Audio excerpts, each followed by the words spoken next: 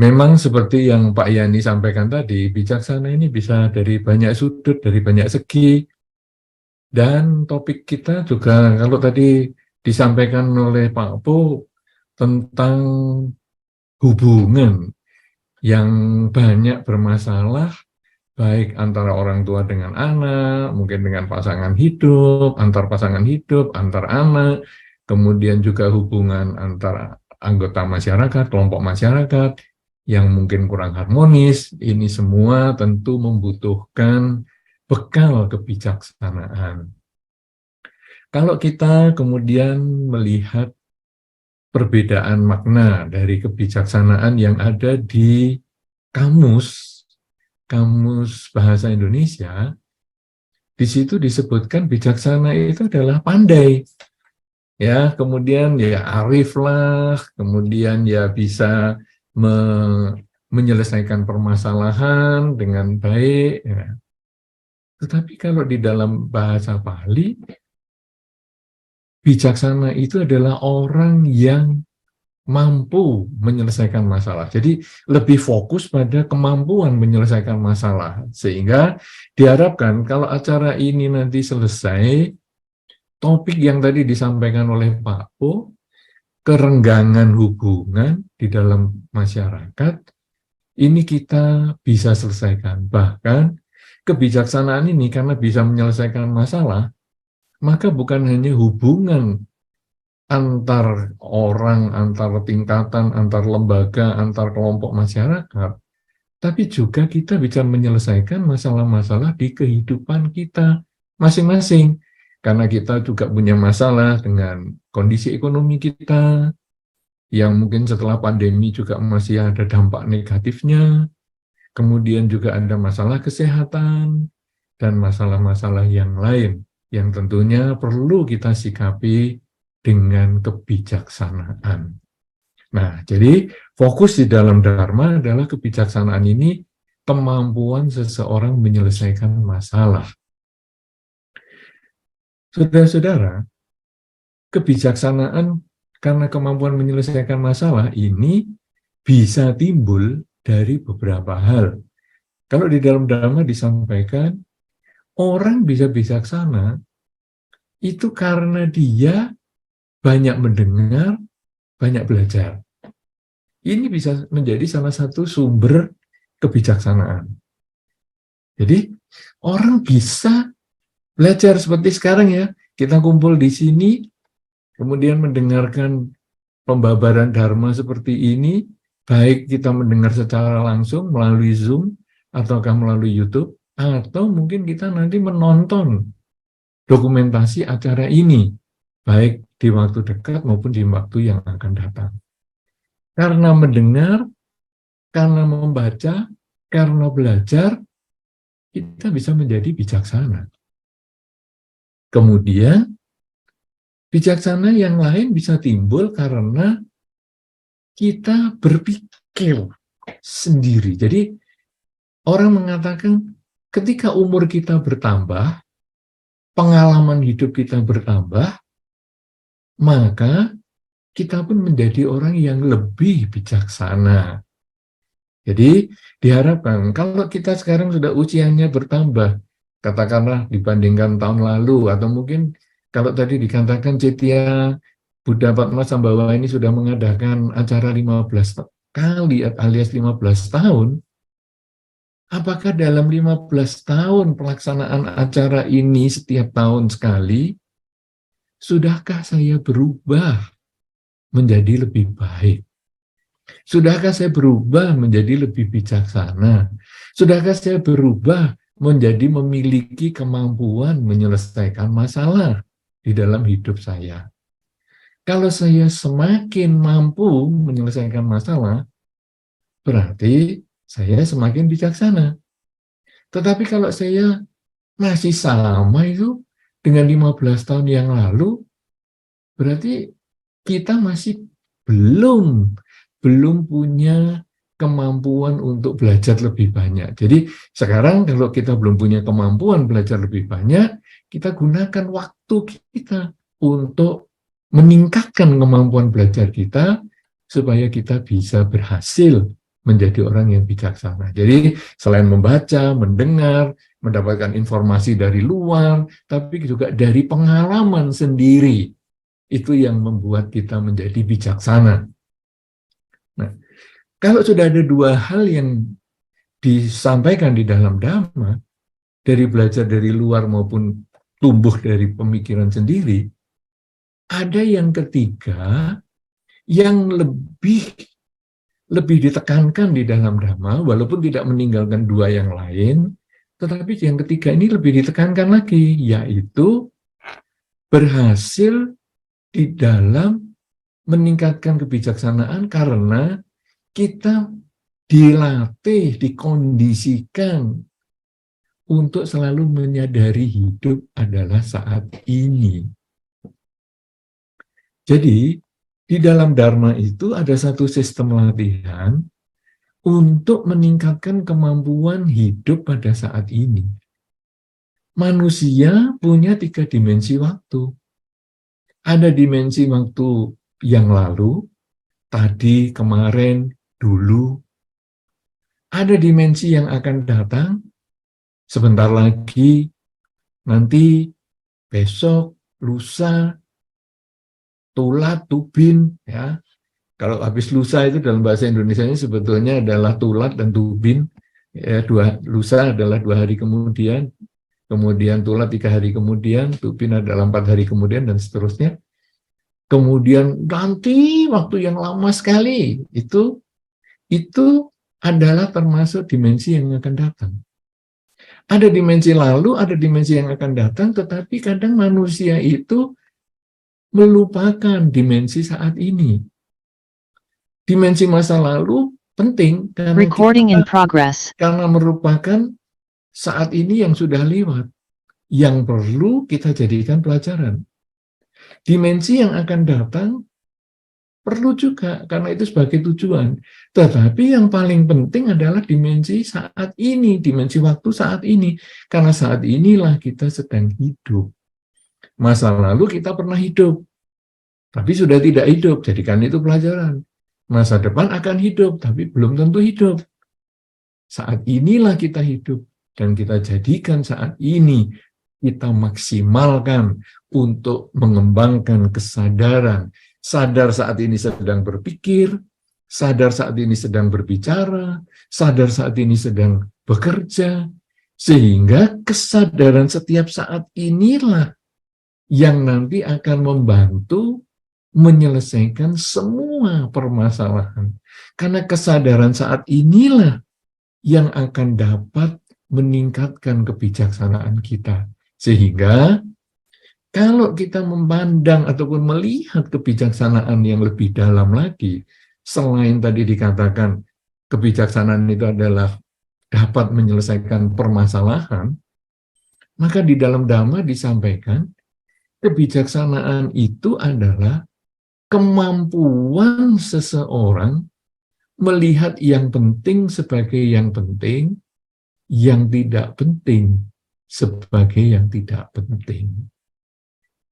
Ini sekarang menjadi lebih dalam. Kalau hanya sekedar menyelesaikan masalah, kelihatannya masih belum spesifik. Tapi kalau kemudian kita masuk ke dalam mengamati yang penting sebagai yang penting, ataupun mengetahui yang penting sebagai yang penting, yang tidak penting sebagai yang tidak penting, jangan dibalik-balik. Yang dibalik itu maksudnya adalah penting dianggap tidak penting dianggap penting. Nah, itu kita akan menjadi orang yang bijaksana. Ini sekarang sebetulnya solusi kita untuk menyelesaikan permasalahan yang disampaikan oleh Pak Ponijan tadi, yang sebetulnya Pak Ponijan melihat kehidupan kita sehari-hari seperti ini. Ada permasalahan di dalam keluarga, permasalahan di dalam masyarakat, bahkan permasalahan dalam skala global. Saudara-saudara, sekarang kita mulai dari skala yang paling kecil dulu, yaitu keluarga. Hubungan antara orang tua dengan anak. Saudara-saudara, kebijaksanaan mengatasi problem antara orang tua dan anak itu dimulai dengan menyadari saat ini. Bahwa saat ini berbeda dengan yang tadi dan yang nanti. Ketika seorang anak berbuat kesalahan, kemudian orang tua bagaimana menyikapinya? Sebetulnya kesalahan adalah ketika sudah dilakukan, telah dilakukan, itu berarti milik masa lalu, sebetulnya itu hanya menjadi kenangan. Sehingga orang tua hanya menyikapi saat ini bahwa, anak, kamu memang tadi sudah melakukan kesalahan. Cobalah sekarang kamu pelajari kesalahanmu itu untuk kamu perbaiki perilakumu mulai sekarang agar di masa depan tidak timbul masalah serupa. Nah, jadi orang tua menggunakan ketiga dimensi waktu ini untuk menekankan perubahan mulai saat ini. Ketika suami istri terjadi permasalahan juga sama. Ketika pasangan hidupnya bersalah, kemudian salah satu pihak mengatakan, memang kamu tadi sudah mengucapkan kalimat itu, kamu tadi sudah melakukan tindakan itu. Tindakan itu memang mungkin bagi kamu biasa, tetapi bagi orang lain, terutama saya, tindakan itu kurang sesuai.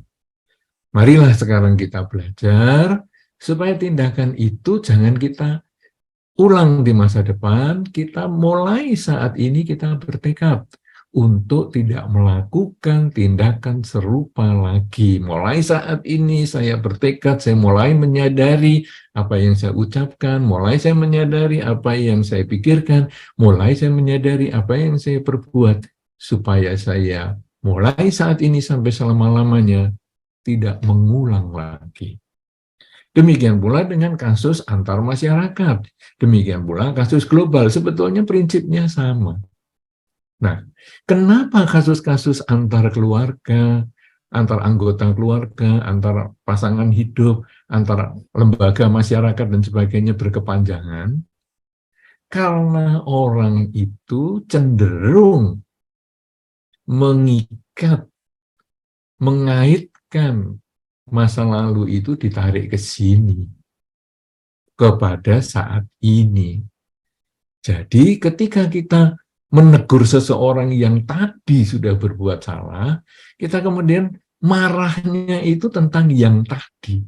Tadi kenapa sih kamu begitu? Tadi kenapa sih kamu bertindak itu? Tadi kenapa sih? Memarahi tadi itu sebetulnya adalah memarahi hanya kenangan. Tidak ada yang bisa diperbaiki lagi.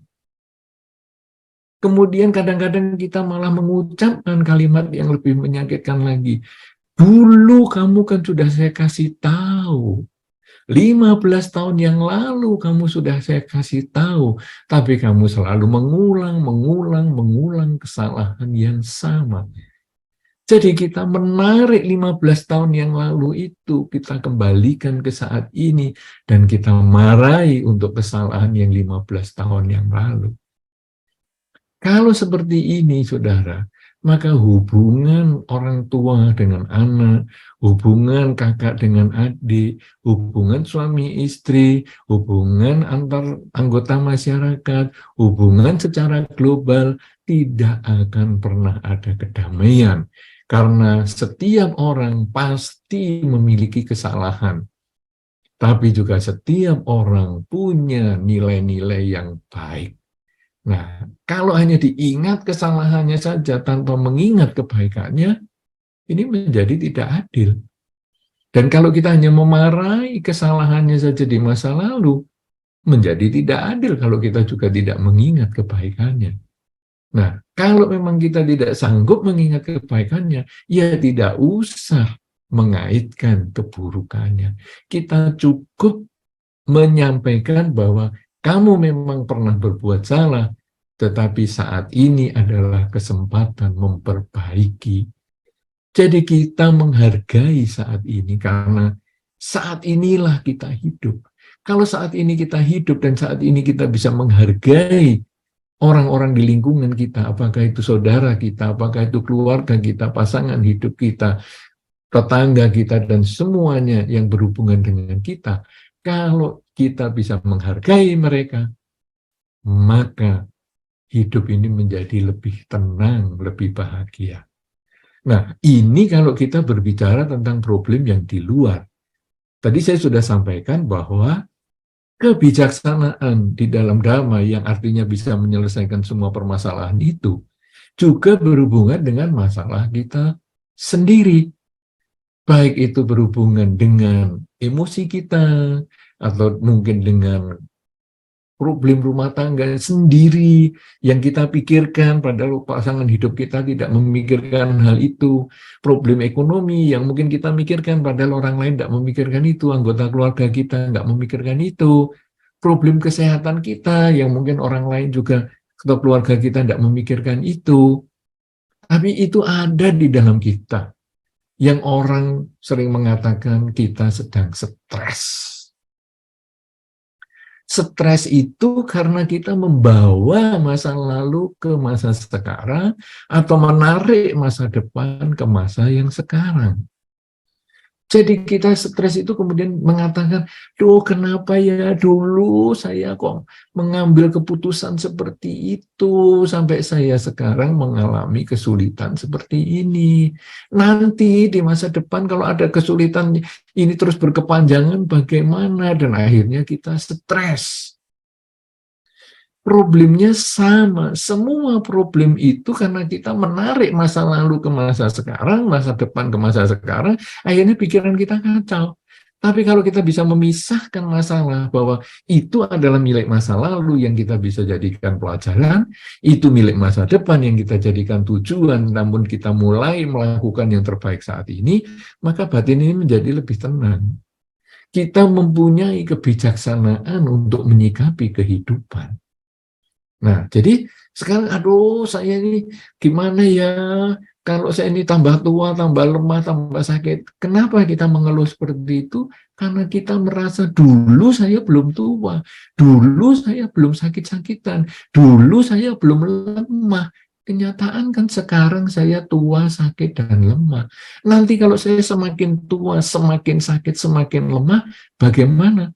Atau nanti kalau saya meninggal, bagaimana?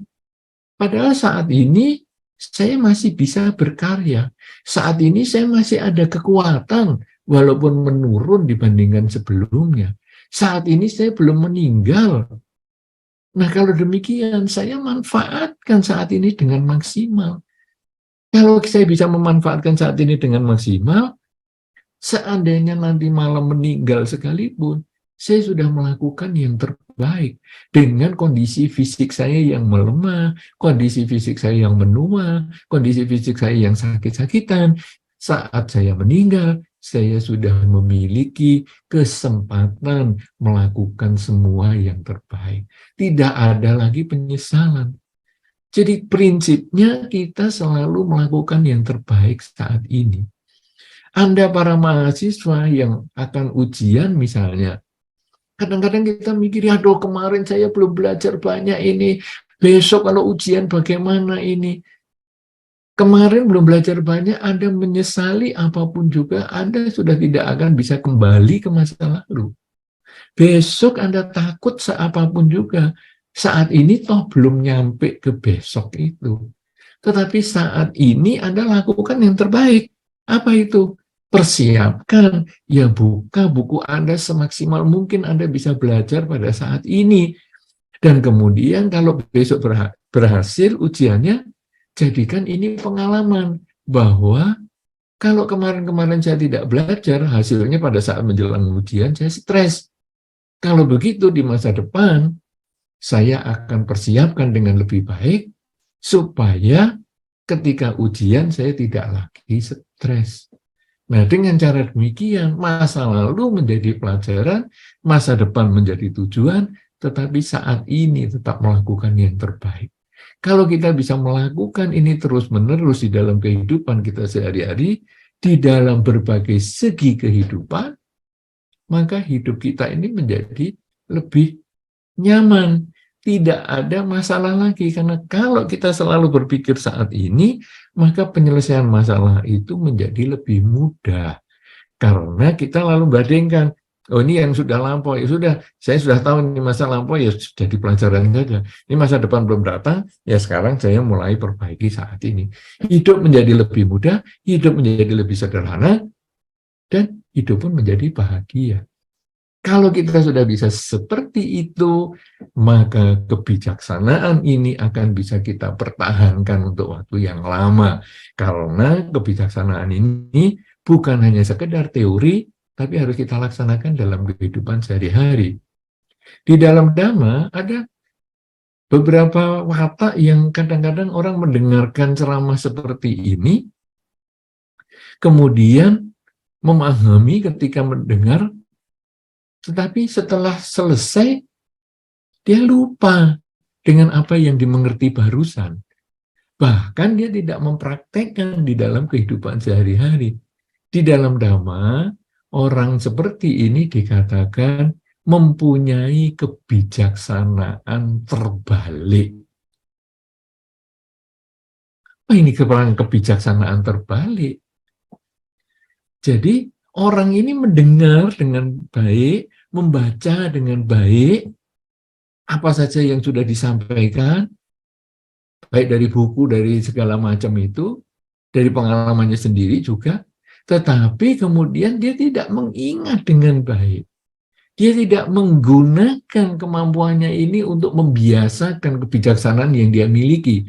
Maka disebut kebijaksanaan terbalik, yaitu seperti orang yang membawa guci yang gampang terbalik, sehingga begitu diisi, ketika dia mengisi, begitu berdiri dari tempat pengisian air, gucinya terbalik dan semuanya tumpah. Tadi sempat masuk, tapi semuanya tumpah. Nah, ini adalah kebijaksanaan terbalik. Jadi tidak begitu bermanfaat.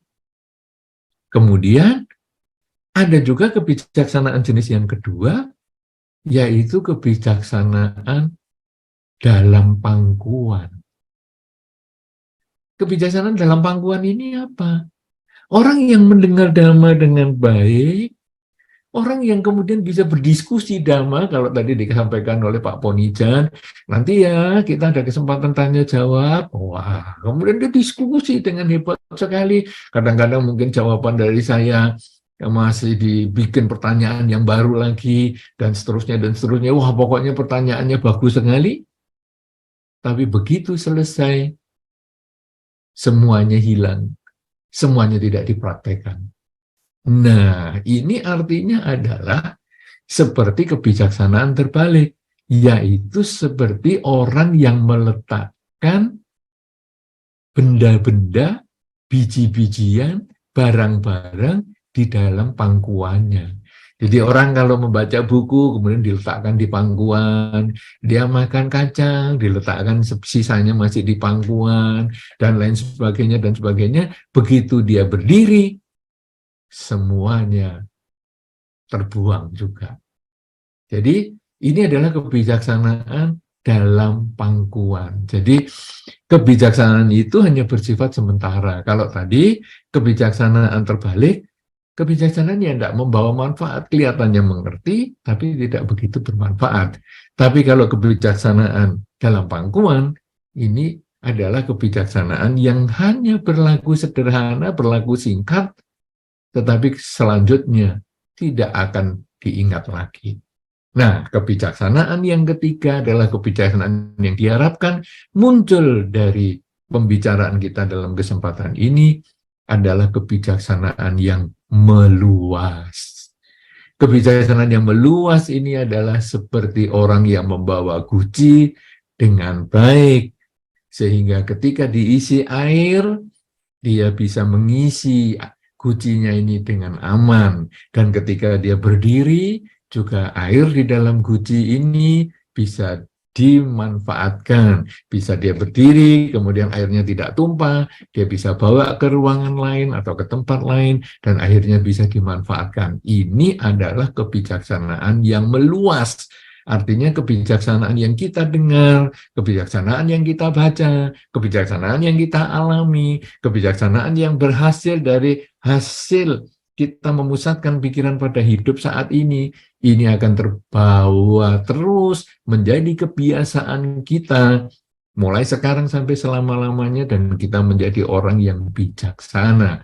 Dan kalau kita menjadi orang yang bijaksana, menjadi orang yang bisa menyelesaikan masalah kita sendiri, kita juga bisa menyelesaikan masalah dengan orang lain, kita bisa menyelesaikan masalah dengan lingkungan, maka Dhamma ini akan menjadi pedoman hidup, karena Dhamma ini akan menjadi bagian dalam kehidupan kita. Menjadi bijaksana dalam kehidupan adalah hasil kita menyelesaikan permasalahan dengan diri kita sendiri, karena dengan menyelesaikan diri kita sendiri, ketika kita menyadari 3 dimensi waktu tadi, selain kita belajar, selain kita juga mengalami sendiri, tapi kita juga memusatkan pikiran pada kekinian, menjadikan masa lalu sebagai pelajaran, masa depan sebagai tujuan, maka kebijaksanaan dalam kehidupan akan muncul dan hidup pun menjadi bahagia. Kita menjadi sumber kebahagiaan untuk diri kita juga menjadi sumber kebahagiaan, bahkan menjadi orang yang bisa menyelesaikan permasalahan di dalam keluarga, di dalam masyarakat, dan bahkan di mana saja.